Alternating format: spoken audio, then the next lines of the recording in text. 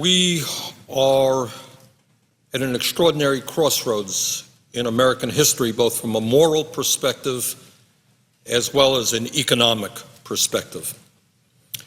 And the reality is today, as I think most Americans understand, is that the middle class of our country is collapsing. Over the last 10 years, median family income has gone down by $2,500. Millions of Americans who have lost their job, secured new jobs at substantially lower pay, younger workers finding it very, very hard to get a job at a livable wage.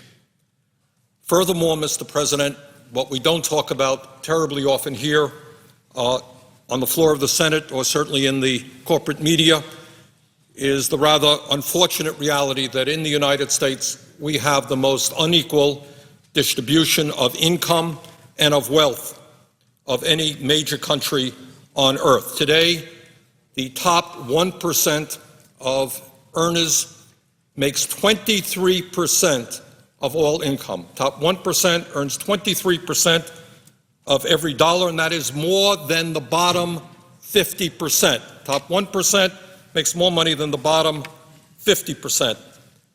The percentage of income going to the top 1%, Mr. President, has nearly tripled since the 1970s. Between 1980 and 2005, 80% of all new income in America went to the top 1%. Today, when we talk about distribution of wealth, not income, the numbers are frankly beyond belief. Today in America, if you can believe it, the wealthiest 400 Americans, a very small number, out of a nation of over 300 million people, own more wealth than the bottom 150 million Americans. 400, 150, and that gap between the very, very rich and everybody else is growing wider. Mr. President, I don't have to describe economically what's going on in this country because almost everybody understands it. Real unemployment today is not 8.9%, it's closer to 16%. Today in America, 50 million people have no health insurance. Today in America, seniors and disabled vets understand that they have not received a Social Security COLA in 3 years. So what we start with, Mr. President, when we look at America today, is a middle class which is disappearing, poverty which is increasing, and the people on top doing phenomenally well. Now, given that reality, one might think that the Congress would be actively involved in trying to protect the middle class and working families and lower income people. But if one believed that, one would be sorely mistaken. Mr. President, just last December, 4 months ago, Congress passed legislation to provide huge tax breaks for millionaires and billionaires by extending the Bush tax cuts to the top 2% and by even more by lowering the estate tax for the top 0.3%. So at a time when the people on top are already doing phenomenally well, what Congress did against my vote in December was make the wealthiest people even wealthier. So 4 months ago, after giving huge tax breaks to millionaires and billionaires, growing the deficit, our Republican friends and some Democrats come back and they say, well, you know, now we have a real deficit problem. We made the problem worse in December, so now we really have got to deal with the deficit, and we're going to do it by making devastating cuts to programs that low and moderate income Americans desperately depend upon. What we are looking at, Mr. President, is the Robin Hood principle in reverse. We are taking from working families who are struggling to survive, taking hundreds of billions of dollars and giving it to millionaires and billionaires. In my view, this is grossly immoral, and it is also very, very bad economics. Let me just touch on some of the cuts that are coming down the pike in the 2011 budget. At a time of soaring fuel prices, and in the state of Vermont, and I'm sure in Minnesota, a lot of people heat with oil, cost is going up. The Low-Income Home Energy Assistance Program, LIHEAP, would be cut by $390 million. In Vermont, many of the people who use the LIHEAP program are low-income senior citizens. So we give tax breaks to billionaires, and we go after low-income senior citizens and say, sorry, you may have to go cold. At a time when the cost of college education is getting unaffordable for many, many low and moderate income families in this country, hundreds of thousands of young people have given up their college dream because of the high cost of college. Pell Grants would be reduced by an estimated $35 billion over 10 years, including a nearly $500 million cut this year. And Pell Grants are the major source of federal funding to help low and moderate income college students go to school. Mr. President, at a time when 50 million Americans have no health insurance, community health centers would be cut by $600 million. It's an issue I work very, very hard on. Community health centers provide access to primary health care, dental care, low-cost prescription drugs, and mental health counseling for some 20 million Americans right now. Our hope was to expand that to 40 million Americans. And when you do that, you save money because people do not end up in the emergency room. They do not end up in the hospital sicker than they should have been. $600 million for community health centers were cut. Children's health insurance program cut by $3.5 billion. Time when poverty is increasing. Women, infant, and children WIC program, nutrition program for low-income pregnant women will be cut by $500 million. At a time when we have such high unemployment rates and when we want to put Americans to work rebuilding our crumbling infrastructure, including our rail system, which is now far behind Europe, Japan, and even China, federal funding for high-speed rail will be eliminated in the budget we're going to be voting on very soon, representing a cut of $2.9 billion. Public transportation would be cut by nearly $1 billion, a 20% reduction.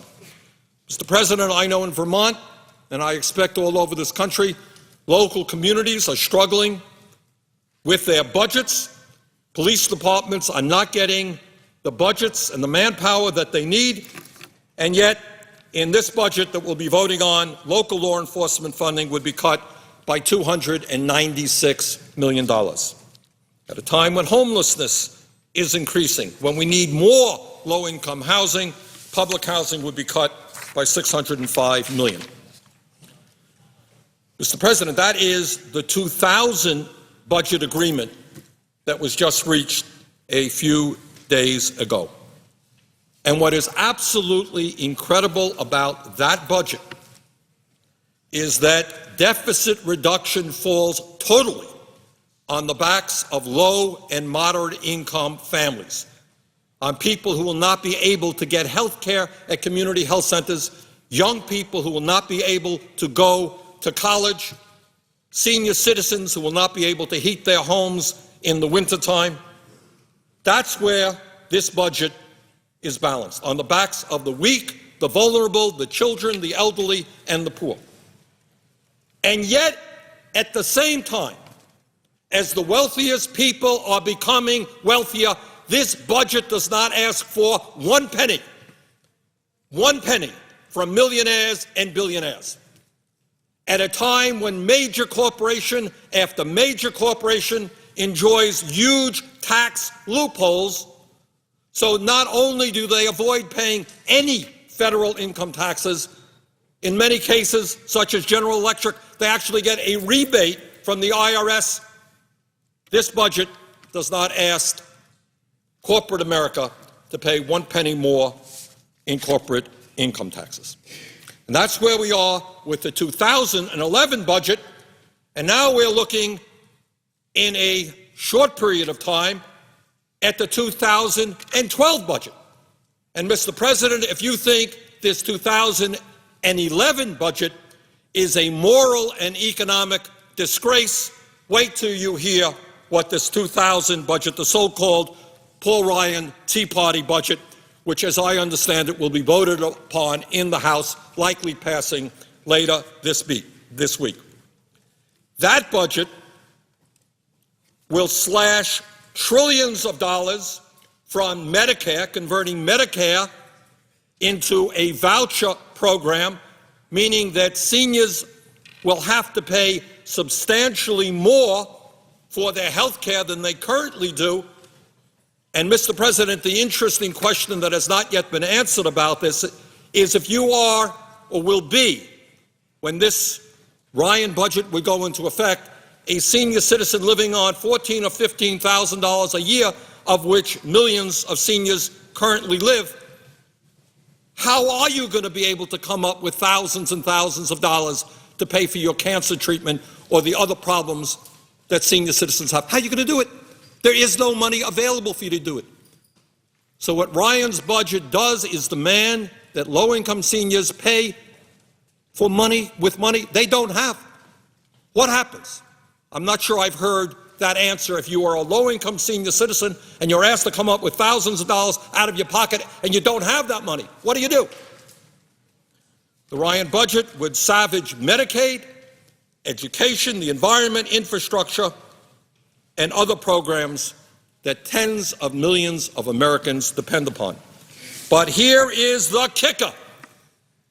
We savage Medicare, Medicaid, education, and many other programs that moderate and middle-class families depend upon in order to give even more tax breaks to the wealthiest people in this country and to the largest corporations.